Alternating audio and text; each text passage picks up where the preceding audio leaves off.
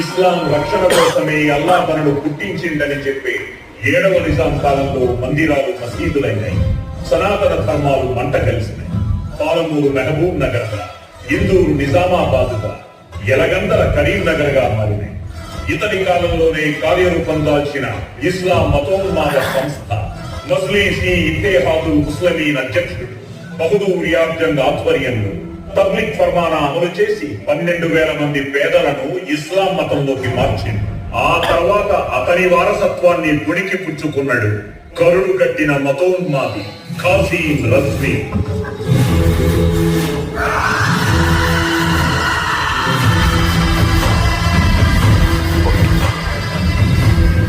రజాకార్లు అతని సైన్యం, కఠినత్వం అతని నైజం, కర్కశత్వం అతని ఆనందం, నిజాం అతని ఆయు